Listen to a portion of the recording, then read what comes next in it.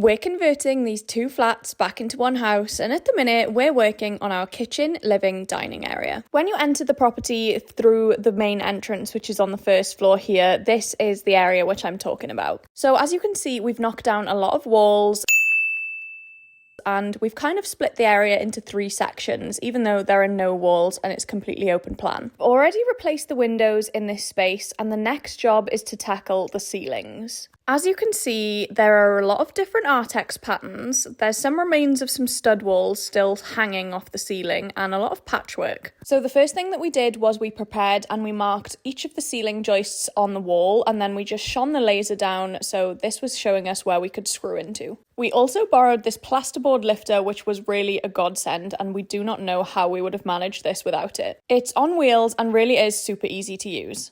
We decided to use both sticky foam and plasterboard screws to stick the boards on, seeing as we went for 6mm boards here. Put your guesses down in the comments for why we use 6mm boards rather than the usual 12.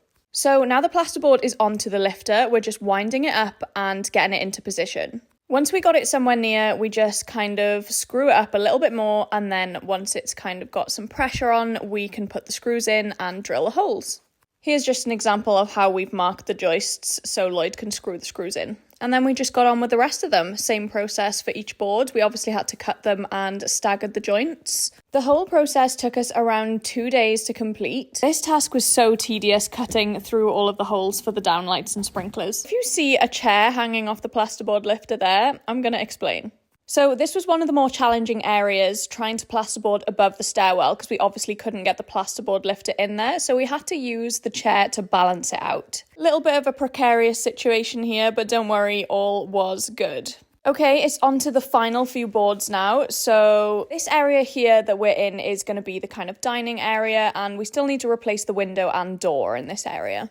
If you're planning on overboarding your ceilings, I would definitely recommend trying out one of these plasterboard lifters. We borrowed ours from one of our friends and it was a lifesaver. Okay, so the next job is the tape and jointing. We just used a normal scrim tape and then the Cineat Smart Mix mixture. This stuff really is a godsend because it sands down so finely and is really, really easy to work with. We can already see such a difference in the ceiling, and so the next job is to sand down the joins, and then it'll be on to painting, and the next job is our flooring. Make sure to follow so you don't miss any more of our updates, and we'll see you in the next one.